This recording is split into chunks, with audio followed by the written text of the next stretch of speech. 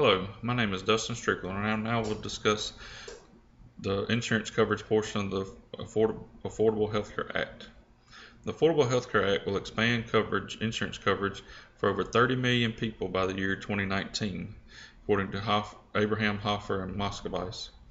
This increase in coverage is due to the expansion of Medicaid to families that earn up to 133% of the federal poverty level, according to Bodenheimer and Grumbach. Also, subsidies have been made available for individuals that are between 133 and 144% of the federal poverty level. This expansion of coverage will allow more individuals to purchase insurance. And research has shown that if individuals have medical coverage, they will use more medical care than uninsured people, according to Abraham Hoffer and Moscovici. This allows for individuals to see their physicians frequently and have better health and have healthier outcomes. This increase in newly insured individuals will likely lead to an increased need for primary care physicians, according to Abraham Hoffer and Moscovici. Estimated that this need will be between 4,000 and 6,900 additional primary care providers if physician productivity remains constant. Businesses that employ more than 50 employees are required to provide insurance for all full-time employees, which are employees that work more than 30 hours a week. This is according to Takino. And if these employees are not provided the opportunity for insurance coverage, they'll be fined. The business will be fined. And this is according to Takino. There are many changes that have occurred when it comes to how individuals are covered. For instance, there's no longer a clause restricting individuals with pre-existing conditions. So insurance companies can no longer deny coverage for someone who's had a disease like cancer or a heart attack or any other major medical condition that requires frequent care and frequent medical expenses. They have to accept you no matter what. And this is from Health and Human Services. Children can now be covered under their parents' insurance plan until they turn 26 years old. And insurance companies can also no longer cancel your plan for making a minor mistake, according to Health and Human Services.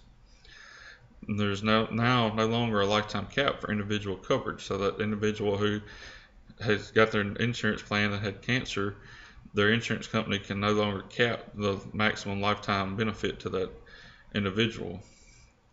Now individuals also have the right to choose a primary care physician from their network. So each individual, when they select their insurance, will be provided a network of care providers, and they'll choose which physician they'd like to see to be their primary care provider. Another coverage improvement is that individuals will be eligible to receive preventive care that may be covered at no cost. This is care such as yearly checkups, vaccines for children and adults, and preventive screenings. And a list of these can be found on the Health and Human Services site. Women can now no longer have to obtain a referral to see an OBGYN. And all of these changes that are going to make it easier for uninsured to receive their appropriate health care, have healthier outcomes, which will save money in the long run because any acute diseases will be caught early and correct care will be provided, and they don't turn into a long-term expense, and the individuals will have a better response and a better health. Now for the three topics that I'd like to discuss that I thought were the most interesting in this class. The first that I chose was DBQ number 3, where I discussed that the nurse practitioner providing care for the patient that didn't have insurance, and the mother wanted them to write the prescription for the daughter that did. And I thought this was interesting because we had to learn about how to use deontological and utilitarianism schools of thought to make decisions. And this is something that we're going to do in our practice, and or something that we may run into in our practice, and we have to be prepared to make the correct decisions to provide to best care for our patients and to do what's right to keep our license. Second was discussion board number 5, where I discussed about how America pays for their health care, and it helped me kind of learn more about Healthcare Reform Act and how it's funded, and who's paying and who's helping fund this bill to help pay for health care for all Americans that qualify.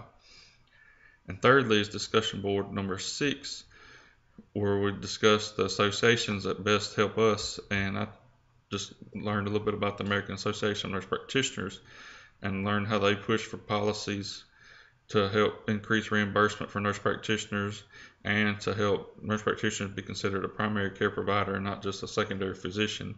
And these associations are going to be, we need to, as nurse practitioners, be a part of one that's going to help benefit our practice, and we need to also stay on top of these changing policies and voice our opinions. And thank you, and I hope everyone had a great semester.